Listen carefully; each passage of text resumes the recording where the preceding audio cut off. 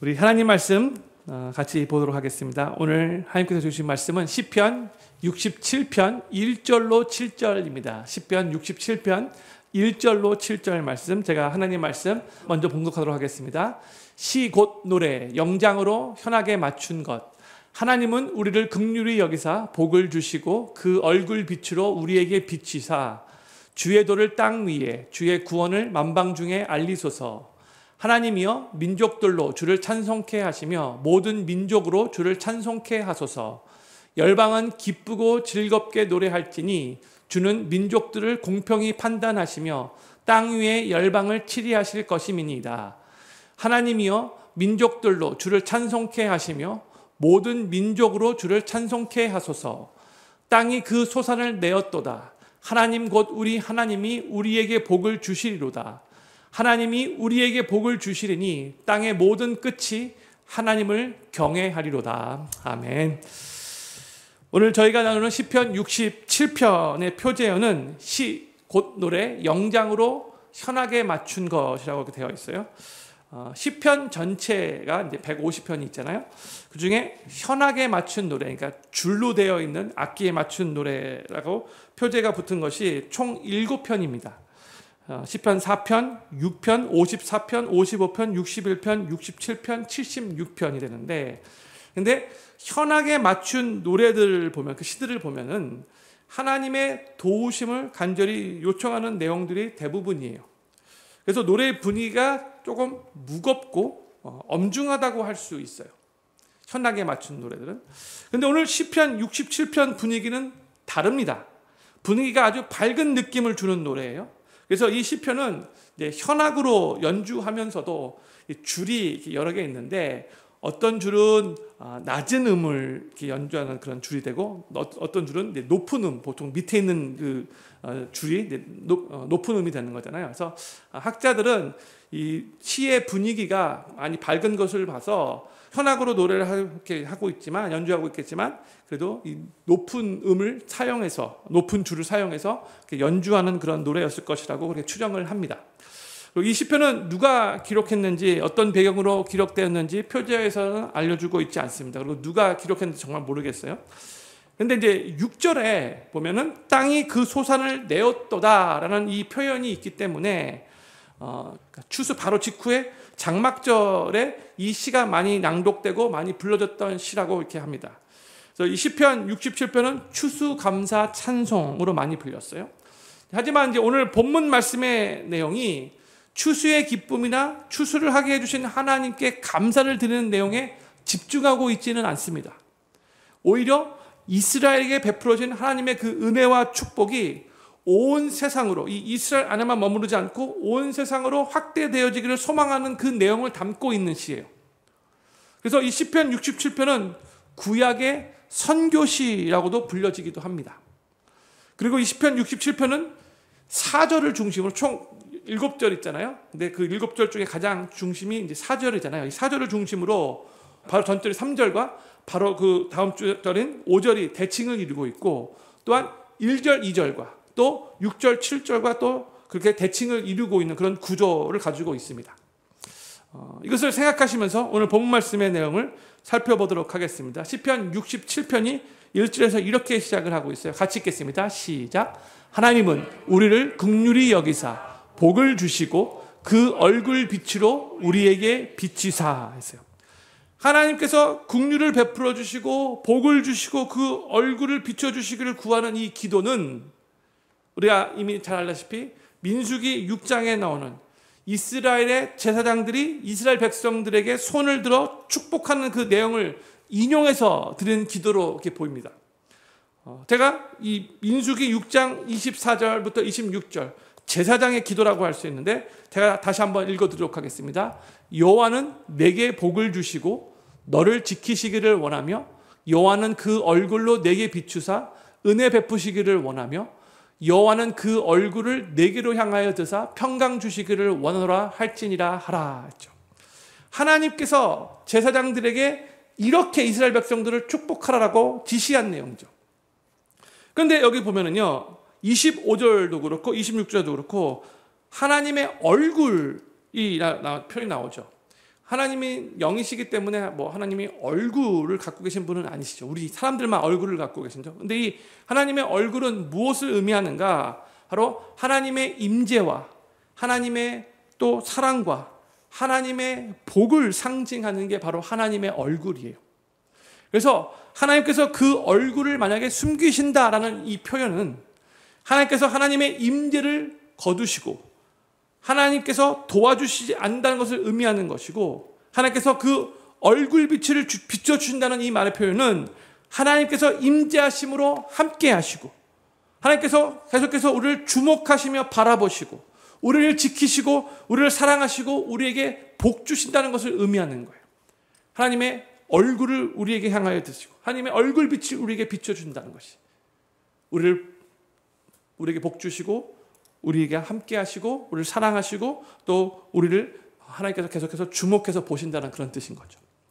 하나님께서 이스라엘의 제사장들에게 이렇게 하나님의 백성들인 이스라엘 백성들을 축복하라고 알려주신 내용인데, 바로 이 축복 기도의 내용을 인용해서 시편 저자가 오늘 시편 67편을 그렇게 시작을 하고 있는 겁니다. 다시 시편 67편 1절 스크린에 비춰주시기 바랍니다. 1절 말씀을 히브리어 원어로 보면은요, 제일 먼저 딱 기록된 단어가 하나님이라는 엘로힘이에요. 그 주어가 먼저 기록되어 있어요. 근데 우리가 한국말 어순을 보면 당연히 주어가 제일 먼저 이렇게 사용되는 게 당연하잖아요. 그렇죠? 뭐 영어를 봐도 주어가 제일 먼저 이렇게 시작을 해요.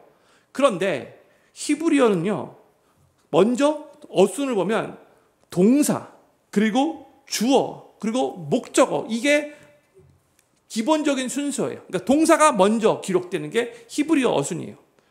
그런데 1절에서 일반적인 그런 센텐스는 동사가 먼저 기록되어야 될 것 같은데 1절에서는 이 하나님이라는 뜻을 갖고 있는 엘로힘, 이 주어가 제일 먼저 쓰여졌다는 거예요. 뭘 의미하는가? 시편 저자가 이 엘로힘 하나님을 강조하기 원했다는 것을 우리들에게 알려주고 있는 거예요. 이 히브리어는 중요시 여기는 것을 먼저 기록하거든요. 긍휼히 여기시고 복을 주시고 그의 얼굴빛을 비추어 주시는 분이 바로 이 엘로힘, 전능하신 하나님이시라는 것을 강조하고 싶었던 거예요, 시편 저자가.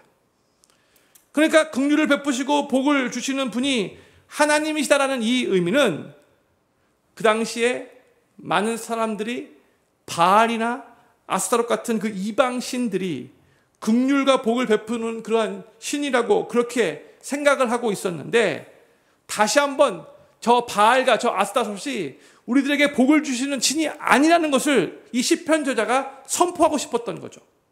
이 시편 67편이 장막절에 낭독된 이 추수감사 찬송으로 많이 불렸다라고 말씀드렸죠.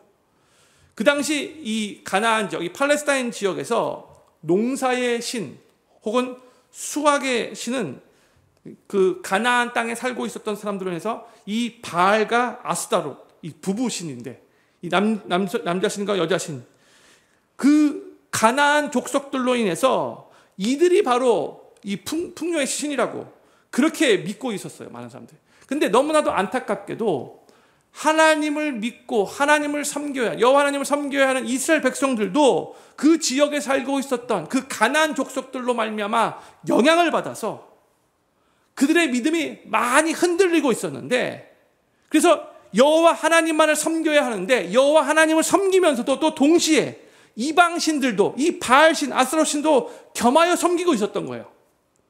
그런데 이 시편 저자는 그 긍휼과 복의 출발이 그 이방신들이 아니라, 바알과 아스타롯이 아니라 엘로힘 하나님이라고 지금 이 시편 67편을 시작하면서 강조하면서 시작을 하고 있는 거예요. 하나님에 대한 신앙 고백을 이렇게 이 67편을 시작하면서 선포하고 있는 겁니다. 또한 1절의 시작이 하나님은 우리를 긍휼히 여기사 이렇게 되어 있는데, 긍휼히 여겨달라는 이 말은요, 나는 하나님의 도우심이 없으면 살 수 없는 연약한 존재입니다, 이것을 인정하고 고백하면서 하나님만을 간절히 의지하고 붙잡습니다라는 그런 의미인 거죠. 나에게 긍휼을 베풀어 주시옵소서. 나에게 긍휼히 여겨 주십시오. 나는 하나님의 도우심 없이는 온전히 살 수 없는 연약한 존재입니다. 그런 의미라는 거죠. 마치 부모가 없는 어린 아이를 우리가 보게 되면 우리 안에 부모가 없는 어린 아이 볼 때 긍휼히 여기는 마음이 생기잖아요. 그와 마찬가지로 우리가 바로 누군가가 도와주지 않으면 살아갈 수 없는 그런 어린 아이와 같은 존재라는 것을 고백하며 하나님께서 나를 그런 어린 아이와 같이 보시며 불쌍히 여겨달라고 그냥 간구하고 있는 거예요. 또한 시편 저자는 하나님께 복을 간구하고 있는데 여기서 말하고 있는 복은 단순히 물질적이고 현세적이고 세상적인 복을 의미하는 것이 아닙니다. 성경에서 말하고 있는 복은 하늘에 속한 신령한 복, 영적인 복, 영원한 복, 하나님과의 관계에서 오는 복을 의미하는 거예요. 세상은 건강의 복, 장수의 복, 물질의 복, 성공과 출세의 복들을 말하죠. 물론 이런 복들도 다 하나님께서 세상 사람들에게도 일반 은총으로 그렇게 내어주시는 그런 복이라고도 말할 수 있어요. 근데 성경이 진짜로 말하는 복은 이런 차원에서 머물러서는 안 되는 거예요. 이 복은 불신자들에게는 정말 구원을 가져다주는 영적인로 가장 소중한 복이고 이미 하나님을 믿는 우리 성도들에게는 이 땅에서 더욱더 성도답게 살게 하며 은혜롭게 능력 있게 살게 하는 또 거룩한 삶으로 이끄는 데 필요한 모든 영육간의 복과 은혜를 의미하는 게 성경의 복이에요. 그리고 우리가 이렇게 하나님께 복을 달라고 간구하는데 그렇게 간구할 수 있는 근거는 하나님께서 그의 언약 백성들에게 지금 신약시대에서는 예수님을 통한 그 언약이 우리에게도 임했잖아요. 그렇게 언약이 우리 예수님을 믿는 크리스찬들과 하나님의 그 언약 관계가 되었잖아요. 그래서 우리 지금 신약시대의 우리 크리스찬들이 하나님 앞에 복을 간구할 수 있는 이유는 하나님께서 언약 백성들에게 복을 주시겠다고 약속하셨기 때문이고요. 하나님은 하나님의 백성들에게 또 복을 주시기 원하시는 하나님이시기 때문에 그런 거죠. 그런데 우리가 이 복의 개념을 세상적인 복의 개념으로 이해해서는 안 되고 항상 성경적인 개념으로 이해할 수 있어야 된다는 거예요. 우리는 하나님의 긍휼과 또한 하나님의 복이 절대적으로 필요한 존재입니다. 아멘이시죠? 오늘 다들 조용하신데 아멘이시죠? 아멘. 다시 한번 제가 질문하겠습니다. 우리는 하나님의 긍휼과 또한 하나님의 복이 절대적으로 필요한 존재입니다. 아멘이십니까? 아멘. 그렇기 때문에 우리가 우리의 연약함을 인지하고 항상 주여 나에게 긍휼을 베풀어 주시옵소서. 주님 저에게 하나님의 복을 베풀어 주시옵소서. 기도해야 하는 거예요. 간구해야 하는 거예요. 그리고 그렇게 기도하고 그렇게 간구하는 우리를 하나님께서 기뻐하시는 거예요.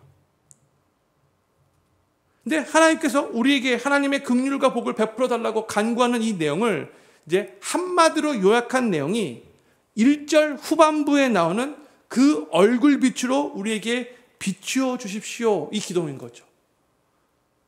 그 얼굴빛으로 우리에게 비춰 주십시오. 그게 우리를 긍휼히 여기시고 우리에게 복 주시옵소서. 그런 의미가 이 안에 포함되어 있는 거예요. 저는 필그림교회 모든 성도님들이 우리 자신은 하나님의 도우심이 없이는 살 수 없는 연약한 존재라는 것을 항상 고백하시면서 우리 하나님만이 우리의 삶에 참된 긍휼과 복을 주시는 분이신 것을 믿으시기 바라고, 그래서 세상에 그 어떤 것을 의지하는 것이 아니라 오직 하나님만 의지하시고 하나님의 긍휼과 복을 사모하시면서 하나님의 얼굴 비추심을 받는 삶을 매 순간순간 살아가시게 되기를 우리 구주 예수님의 이름으로 간절히 축원합니다. 1절 내용을 좀 더 살펴보면 시편 저자가 하나님께서 긍휼과 복을 주시는 분이신데 나에게 아니라 우리에게 긍휼과 복을 달라고 간구하고 있죠. 그렇죠? 우리에게. 성도님들, 하나님을 믿고 섬기면서 신앙이 점점 더 성숙해질 때에 우리는 우리 삶에 하나님의 긍휼과 복이 나만을 위한 것이 아니고 신앙 공동체인 우리에게 위한 것이고 우리에게 함께 부어진다는 것을 우리가 깨달아 알게 되죠. 나 중심적으로 개인적으로만 생각해서는 안 돼요. 제가 빌립보서 강해 때도 말씀을 나누었는데 하나님은 항상 하나님의 그 공동체인 교회, 성도들에게 같이 하나님의 은혜를 부어주시기를 원하시는 분이세요. 따로따로라기보다 함께 더불어 하나님의 은혜와 축복을 받기를 원하신다는 거죠. 그래서 우리 모두에게, 워싱턴 필그림교회 모든 성도님들에게 하나님께서 하나님의 복을, 하나님의 긍휼을 부어주시기를 원하신다는 거예요. 이거 이해하셔야 돼요. 나에게가 아니라 우리에게 부어달라고. 이렇게 기도를 하셔야 돼요. 그리고 하나님께서 하나님을 믿고 섬기는 하나님의 백성인 우리에게 긍휼과 복을 주시고 하나님의 얼굴빛을 비추시는 그 이유도 하나님의 백성들인 우리만을 위함이 아니고 2절에서는 하나님께서 이렇게 말씀하세요. 우리에게 복을 주시고 긍휼을 베풀어 주시는 이유가 2절에 적혀 있어요. 2절 말씀 같이 읽겠습니다. 시작. 주의 도를 땅 위에, 주의 구원을 만방 중에 알리소서 했어요. 영어로 that, 그 1절의 간구의 내용이 이제 2절로 넘어가 이어지는 거죠. 그러니까 시편 저자는 하나님께서 우리에게 긍휼을 베풀어 주시고 복을 주시며 하나님의 얼굴빛을 비춰 주심은 하나님의 말씀과 주의 도, 하나님의 말씀을 땅 위에, 그 다음에 하나님의 구원을 만방 중에 그렇게 퍼지게 하기 위함이라고 우리들에게 알려주고 있어요. 즉 하나님의 긍휼과 복의 종착점이 우리가 아니라, 예수님을 믿는 하나님의 백성인 우리가 아니라 우리는 그저 하나님의 긍휼과 복의 통로이고 수단이라는 것을 가르쳐주고 있는 거예요. 우리에게서만 머무르는 것은 하나님의 복이 아니에요. 이 하나님의 복이 이제는 세상 끝으로, 열방으로 그렇게 퍼져나가야 한다는 거예요. 이게 복의 원리예요. 하나님께서는 아브라함을 부르셔서 너의 본토 친척 아비 집을 떠나 내가 네게 지시할 땅으로 가라라고 그때 명령하셨을 그때에도 아브라함에게 하나님의 복이 될 거라고 처음에 말씀해 주셨죠. 근데 이것도 역시 아브라함이 복의 마지막이 된다는 그런 뜻이 아니었고 복의 통로가 된다는 의미였어요. 그래서 창세기 12장 1절부터 4절까지 하나님께서 아브라함을 부르시면서 하나님께서 하신 말씀을 보면 그 3절 후반부에 이렇게 하나님이 말씀하셨어요. 땅의 모든 족속이 너를 인하여 복을 얻을 것이니라 하신지라 했죠. 그러니까 하나님이 아브라함을 복의 그 통로로 그렇게 부르신 거예요. 처음부터 이게 하나님의 의도였어요. 하나님께서 아브라함에게 복을 주시겠다고 약속하신 것은 아브라함 한 사람 혹은 이스라엘 한 민족만을 위한 것이 아니었다는 거예요. 항상 하나님의 마음 가운데는 이 아브라함을 통하여 열방이, 이 이스라엘 백성들을 통하여 열방이 복을 받기 원하셨다는 거예요. 이게 하나님의 거룩한 목적이었어요. 하나님께서는 이스라엘에게 먼저 복을 주셔서 이스라엘을 통해 땅의 모든 족속이 복을 얻게 하시고자 하는 뜻과 목적을 처음부터 갖고 계셨습니다. 그런데 이스라엘 백성들은 그 하나님의 마음을 잘 이해하지 못했죠. 근데 지금 오늘 이 시편 67편 시편 저자가 이 하나님의 언약의 말씀을 기억하면서 오늘 본문 2절에서 주의 도를 땅 위에, 주의 구원을 만방 중에 알리소서라고 기도한 거예요. 이 시편이 기록될 때는 신약 시대가 아니었죠. 구약 시대였죠. 하나님의 시선은 처음부터 이스라엘 백성들을 통하여 온 세상을 향하고 있었음에도 불구하고 거의 대부분의 이스라엘 사람들은 자신들만 하나님께서 선택하신 하나님의 백성이라는 선민의식을 가지고 있었고, 그래서 다른 나라 사람들은 무시하고 또 사람 취급도 하지 않는 아주 교만한 태도를 보이고 있었죠. 이게 너무나 안타까운 이스라엘 백성들의 교만한 모습이었어요. 자기들만 하나님께 선택받은 특권 의식만을 갖고 다른 나라 사람들은 거의 무시했거든요. 바로 그런 상황 속에서도 오늘 시편 저자가 이렇게 하나님의 마음을 품고 열방을 위해서, 열방의 구원을 위해서 기도하고 있다는 것은 정말 하나님의 마음을 아주 잘 이해한 아주 성숙한 신앙 고백이라고 할 수 있어요. 그래서 이 시편 67편이 구약의 선교의 시가 되는 거예요. 요나서와 더불어서 하나님은 여전히 하나님의 백성인 이 이스라엘뿐만이 아니라 하나님과 무관하게 살고 있는 저 이방 사람들도 여전히 하나님의 놀라운 그 은혜와 그 축복과 그 긍휼을 받기 원하시는 그런 마음을 가지시고 하나님의 말씀이 그들에게도 전파되어지기를 간절히 하나님이 원하신다는 거죠. 시편 저자의 이 기도는 지금 자신이 경험하고 있는 이 좋으신 하나님을 저 이방 사람들도 자신들의 구원의 하나님으로 모시며 그들도 자기와 같이 신앙생활을 하는 것을 너무나 지금 사모하는 마음을 이렇게 지금 기도를 드리고 있는 거예요. 정말로 하나님의 은혜 가운데 구원받고 하나님의 사랑과 하나님의 신실하심과 하나님의 그 선하심, 좋으심을 경험하며 하루하루 신앙생활하며 사는 하나님의 백성들은 그러한 삶을 살지 못하고 있는 사람들을 생각할 때에 이 좋으신 하나님을 저들도 알기를 원하는 그 간절한 마음이 생기는 거죠. 정말로 하나님의 좋으심을 지금 누리고 살고 있으면 이렇게 좋은데 하나님을 믿고 섬기는 삶이 정말 이렇게 끝내주는데 왜 저 사람들은 이것을 모르고 하나님 없이 살아가는가? 왜 저렇게 불행하게 저렇게 불안하게 살고 있을까? 정말 저들도 이 진리를 깨닫고 하나님을 믿고 나와 같이 이 영적으로 풍성한 삶, 하나님의 복된 삶을 누렸으면 너무나 좋겠다. 이런 마음이 일어나는 것이 자연적인 거고 마땅한 거라는 거, 합당한 거예요. 정말로 하나님을 믿는 사람이라면.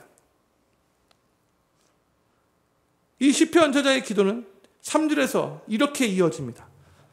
같이 읽겠습니다. 시작. 하나님이여 민족들로 주를 찬송케 하시며 모든 민족으로 주를 찬송케 하소서 했어요. 지금 시편 저자는 세상의 모든 백성들이 하나님을 찬송하기를 간절히 소망하고 있죠. 2절에서는 그 하나님의 말씀이 그들에게도 전파되어 그들이 구원받기를 소망한다고 그렇게 고백을 했는데, 그렇게 기도했는데 3절에서는 이제 그것으로만 끝나지 않고 모든 민족들이 주님을 찬송케 되기를 소망하는 기도하고 있는 거예요. 근데 보세요. 시편 저자가 이 3절을 시작하면서 하나님이여 라고 하나님을 부르면서 시작을 하고 있죠. 저희가 그동안 오늘까지 이제 시편 67편째인데 그렇죠?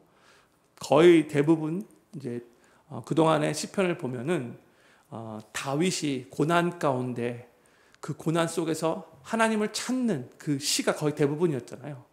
그리고 참 많은 시편 가운데 하나님이여 라고 하나님을 부르면서 시작하는 시가 많았는데 거의 대부분 고난 가운데 환난 가운데 있는 자기 자신을 하나님 나를 도와주십시오. 나를 외면하지 마십시오. 하나님의 도우심이 필요합니다. 이것을 간구하면서 제일 먼저 하나님이여 라고 부르면서 시작을 한 거거든요. 그동안은. 근데 오늘 이 시편 67편에서 하나님이여 라고 하나님을 부르고 있는 이 지금 시편 저자는 자신의 그 어려운 상황 가운데 있음을 하나님 보살펴 주십시오 이런 의미로 지금 하나님이여를 부르고 있는 게 아니라 같은 간절한 마음이지만 하나님이여 저 다른 민족들도 하나님을 찬송케 되기를 간절히 소망합니다. 그 마음으로 지금 하나님이여를 간절히 부르고 있는 거죠. 세상의 모든 민족들이 하나님의 백성이 되어서 하나님을 찬송하는 그 날이 속히 오기를 소망합니다. 하나님이여. 그렇게 기도하고 있는 거예요. 그러면서 하나님을 알지 못하고 믿지 않아서 하나님의 복을 받아 누리지 못하며 살아가고 있는 그 민족들에게 이제 이스라엘을 통해 하나님의 구원이 알려지고 그래서 모든 민족들과 모든 나라들이 이스라엘 백성들처럼 하나님으로 인하여 기뻐하며 큰 감사와 즐거움을 가지고 하나님을 찬송하게 해달라고 지금 기도하고 있는 거예요.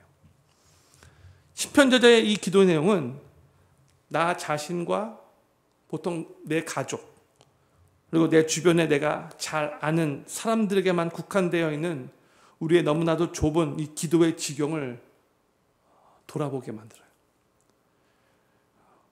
성도님들, 우리의 기도의 지경이 항상 나와 내 주변에 내가 아는 사람들에게만 머물러 있어서는 안 되고요. 더욱더 우리의 기도의 지경이 확장되어져서 하나님의 마음과 하나님의 심장을 가지고 저 열방, 세상 모든 민족, 땅 끝까지도 품는 기도가 될 수 있어야 돼요. 거기까지 우리의 기도의 깊이가 나아가야 된다. 깊숙이 하나님의 심장으로, 하나님의 마음으로. 그렇죠? 시편 저자는 4절에서 또 이렇게 기도를 하고 있어요. 4절 말씀 같이 읽겠습니다. 시작. 열방은 기쁘고 즐겁게 노래할지니 주는 민족들을 공평히 판단하시며 땅 위에 열방을 치리하실 것임이니이다. 열방이 하나님을 찬양하는데 보세요. 기쁘고 즐겁게 노래할 것을 기도하고 있어요. 기쁘고 즐겁게 노래할지. 기쁘고 즐겁게 노래한다는 것은 그저 감정적인 요소만을 말하고 있는 게 아니에요. 여기서 사용된 기쁘고에 해당하는 히브리어 단어는 사마흐라는 그런 단어인데 이 한 사람의 전체, 즉 온 마음과 온 영혼을 다해 기뻐할 때, 그 전 인격적으로 기뻐할 때 사용되는 단어예요. 사마흐라는 단어가. 또 즐겁게 노래할지라는 큰 소리로 노래할지라는 그런 의미예요. Sing for joy 그런 뜻인데 이것은 단순히 소리만 높이는 것을 의미하지 않고 하나님의 행하심에 대해서 놀라면서 와우, 하나님이 이 일을 행해 주셨군요. 하나님 너무 감사합니다. 기뻐하는 마음으로 큰 소리로 외치며 노래하는 것을 의미하는 거예요. 그러니까 그의 인생 전체가 하나님으로 말미암아 정말로 기뻐서 하나님을 찬양할 수밖에 없게 된 상태를 의미하는 거예요. 그냥 찬양하라고 하니까 오케이 뭐 앞에서 박수치라고 하니까 박수치지, 그런 의미가 아니라 정말로 하나님께서 그의 삶 가운데 행하고 있는 일이 너무나 감사하고 너무나 기뻐서 전인격적으로 하나님께 정말 감사드리며 하나님을 기뻐하는 그런 상태를 의미한다는 거죠. 그런데 열방이 마음을 다해서 큰 소리로 이렇게 기뻐하며 노래할 수 있는 이유가 무엇인가? 그렇게 노래해야 하는 이유가 무엇인가? 하나님께서 민족들을 공평하게 판단하신다는데 그 영어로 보면 저지 심판하시기 때문이고, 하나님께서 공평하게 치리하신다고 하는데 다스리시는 분이시기 때문에 그런 거죠. 성도님들, 사람들의 판단과 결정은 불공평하게 느껴질 때가 많이 있죠. 그렇죠? 왜냐하면 인간은 전지전능하지 않고 불완전하고 많은 한계를 가진 존재이기 때문에 그래요. 그렇죠? 그래서 최선을 다해서 공평하게 판단하고 결정을 내렸다 할지라도 모든 사람들이 다 그걸 공평하다고 생각하지 않아요. 그렇죠? 근데 우리가 꼭 믿고 꼭 선포해야 될 것은 뭐냐면, 우리 인간은 그렇다 할지라도 우리가 믿고 섬기는 우리 하나님은 항상 공평하신 분이시라는 거, 이걸 우리가 믿어야 되는 거예요. 때로는 우리가 보기에 불공평하게 느껴진다 할지라도 우리 하나님은 언제나 공평하신 하나님이세요. 하나님은 완전하시고 한계가 없으시고 실수가 없으신 퍼펙트한 완벽한 분이시기 때문에 그런 거예요. 그래서 때로는 어떤 사건이 지금 불공평하게 진행되는 것 같이 보이고, 또 지금 마치 불의가 이 공의를 이기는 것처럼 보인다 할지라도 그 당시에는 잘 모를지는 몰라도 긴 시간을 두고 살펴보면요, 긴 시간 후에 나중에 뒤를 돌아보면 하나님께서 이렇게 공평하게 공의롭게 일하셨군요, 이 고백하면서 알게 될 거예요. 항상 하나님은 공평하게 정확하게 일하시는 분이세요. 우리의 제한된 이 지식으로는 다 그 하나님이 하신 일을 이해할 수 없겠지만 나중에 모든 그 역사가 끝날 때 하나님 앞에 섰을 때는 정말 모든 것이 다 it makes sense 고백할 수밖에 없어요. 하나님이 정말 모든 것을 공평하게 공의롭게 행하셨군요, 고백하는 날이 오게 될 거라는 거죠. 그리고 4절 후반부에서 하나님께서 열방을 치리하실 것입니다 라고 한국말로 번역되는데 영어로 보면은 가이드라고 번역되었어요. 어떻게 보면 인도하신다라는 번역이 히브리어 원어에 더 가까운 번역이라고 할 수 있어요. 우리가 잘 알고 있는 시편 23편에서 다윗이 이렇게 고백을 했죠. 자기 이름을 위하여 의의 길로 인도하시는 도다. 거기서 사용된 인도하시는 도다에서 사용된 그 히브리어 단어가 나하라는 단어인데, 오늘 바로 여기서 치리하실 것입니다 사용된 그 히브리어 단어도 동일하게 나하라는 단어예요. 그래서 하나님이 인도하신다, 가이드하신다, 그런 의미인 거죠. 그러니까 하나님은 모든 나라와 모든 사람들을 다스릴 뿐만이 아니라 또한 인도하시는 분이신데, 하나님은 모든 사람들의 삶 또한 공평하게 인도하신다는 거예요.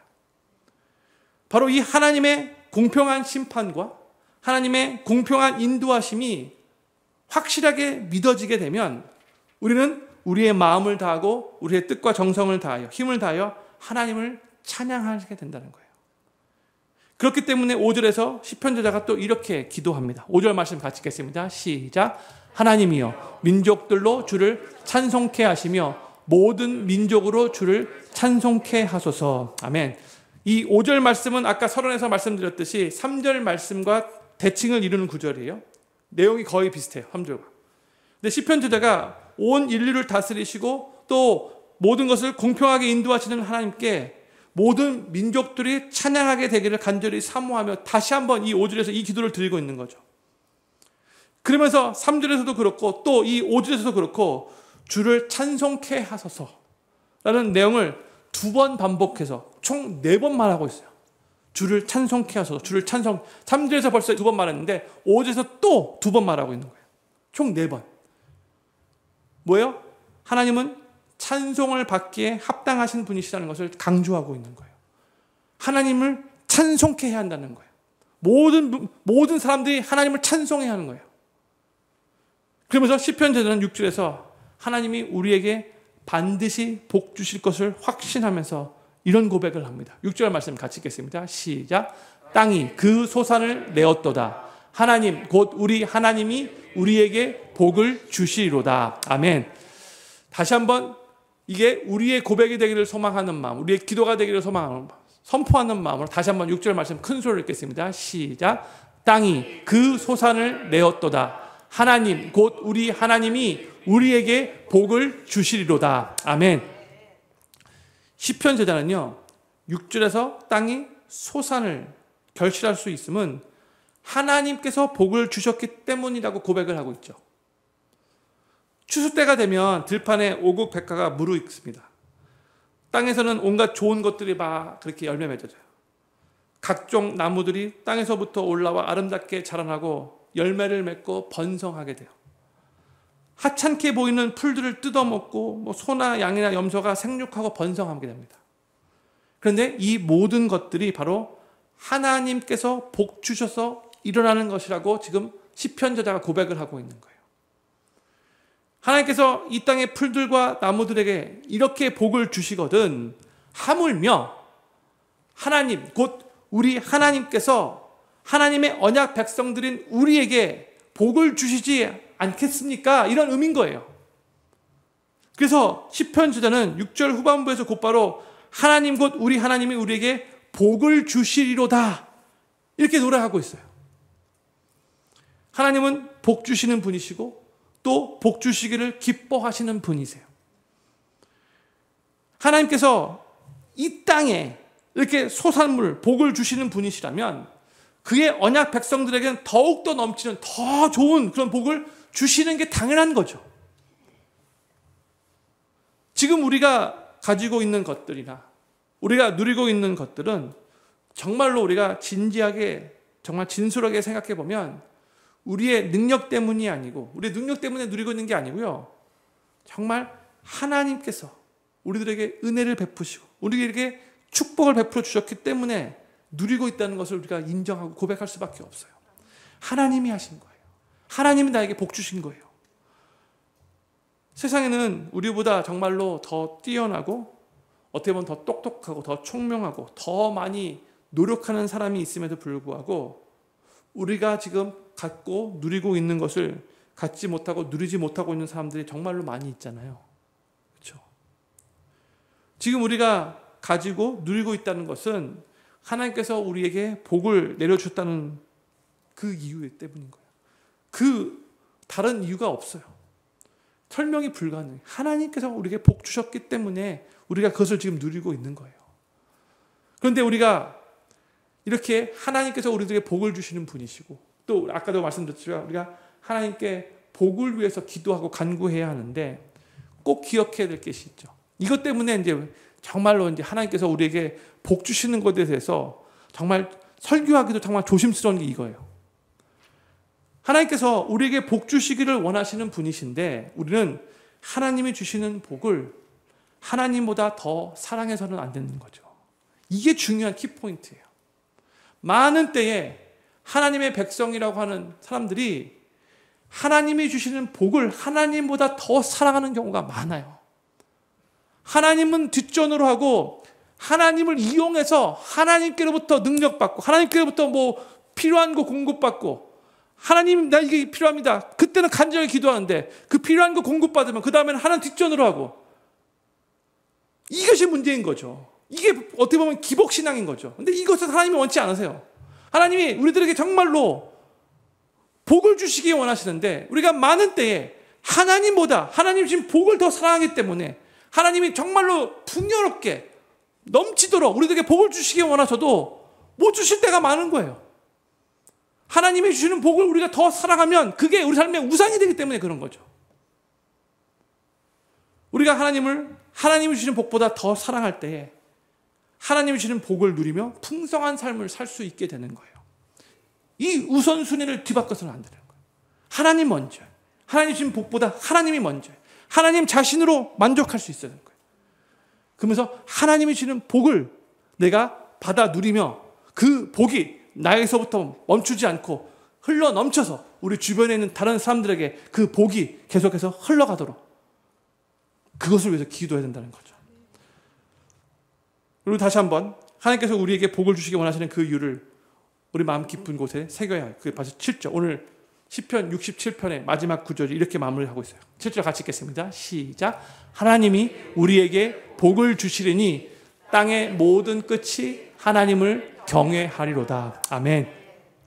하나님께서 우리에게 복을 주시기 원하시고 또 하나님께서 우리에게 복을 주시면 우리를 통해서 하나님의 복이 이 세상에 흘러 넘쳐서 땅의 모든 끝이 하나님을 경외하게 될 거라라고 이렇게 이 시편을 마무리하고 있어요. 이렇게 시편 67편은 하나님께서 우리에게 복을 주시고 우리에게 은혜를 베풀어 주시고 우리에게 그 얼굴빛을 비추어 주셔서 복받은 우리를 통해 이 세상이 하나님께로 나와서 하나님을 경외하고 하나님을 찬양하게 해달라고 간구하는 것으로 가득 차 있어요. 짧은 7구절밖에 되지 않는 시편이지만 이 내용이 집중적으로 기록되어 있죠. 근데 우리가 이것을 계속해서 기억하며 하나님께 복을 간구하되 이 복이 나에게서만 멈춰있지 않고 계속해서 흘러넘쳐서 모든 땅의 끝에 사람들이 하나님을 경외할 수 있게 해달라고 내가 그 복의 통로의 삶을 살게 해달라고 기도해야 되는 거죠. 이렇게 시편 67편 하나님께서 우리에게 복을 주시고 은혜를 베풀어 주시고 우리에게 그 얼굴을 비춰 주시는 것으로 계속해서 우리로 말미암아 복을 간구해야 하는 그 이유를 우리들에게 알려주고 있는데 저는 필름교회 모든 성도님들이 단순히 편하게 살고 싶어서 단순히 잘 먹고 잘 살고 싶어서 단순히 부유하게 살고 싶어서 하나님께 복을 구하는 삶이 아니라 하나님으로 말미암아 먼저 복되고 아름다운 삶을 누리심으로 인해 이 소망 없는 세상에서 신음하고 있는 세상 사람들이 우리를 통해 하나님을 볼 수 있게 되기를 바라고 하나님의 그 부요하심과 아름다우심과 거룩하심과 그 놀라운 사랑과 신실하심을 이 세상 사람들이 우리를 통해서 보고 깨닫고 주님께 나아오게 되기를 사모하며 간절히 기도하는 바로 하나님이 기뻐 받으시는 축복의 통로의 삶을 살아가시게 되기를 우리 구주 예수님의 이름으로 간절히 축원합니다. 우리 기도 제목 5가지 읽고 기도하는 시간 갖도록 하겠습니다. 첫 번째 기도 제목입니다. 나는 하나님의 도우심 없이는 살 수 없는 연약한 존재이고 하나님만이 나의 삶에 참된 긍휼과 복을 주시는 분이심을 고백하면서 오직 하나님만 의지하고 하나님의 얼굴 빛으로 비추심을 받는 삶을 살아가게 하소서. 두 번째, 나는 하나님의 긍휼과 복의 종착점이 아니고 하나님의 긍휼과 복의 통로이고 수단임을 기억하게 하소서. 세 번째, 우리의 기도의 지경이 나와 내 주변에 아는 사람들에게만 머무르지 않게 하시고 하나님의 마음과 심장으로 열방을, 세상의 모든 민족을 땅끝까지도 품는 기도가 되게 하소서. 네 번째, 하나님께서 주시는 복을 하나님보다 더 사랑하는 우를 범하지 않게 하소서. 다섯 번째, 단순히 편하고 부유하고 잘 먹고 잘 살고 싶어서 하나님께 복을 구하는 삶이 아니라 하나님의 부유하심과 아름다우심과 거룩하심과 놀라운 사랑을 세상 사람들이 깨닫고 주님께 나아오기를 간절히 사모하며 복을 구하는 축복의 통로의 삶이 되게 하소서. 우리 다섯 가지 기도 제목이 있는데 오늘 시편 67편의 말씀은 그 핵심 내용이 아주 심플해요. 하나님께서 우리에게 복을 주셔서 그 복이 열방을 향하여 흘러갈 수 있도록, 그래서 세상의 모든 사람들이 주님을 만나고 구원받고 하나님을 찬송하는 그날 오게 해달라고, 나를 바로 그 축복의 통로로 사용해 주십시오 하는 바로 그 내용인데, 오늘 말씀 붙잡고 바로 내가 그렇게 축복의 통로의 삶을 살기를 소망합니다 하는 마음으로 같이 한번 이 다섯 가지 기도 제목을 놓고 기도하기를 원합니다. 기도하겠습니다.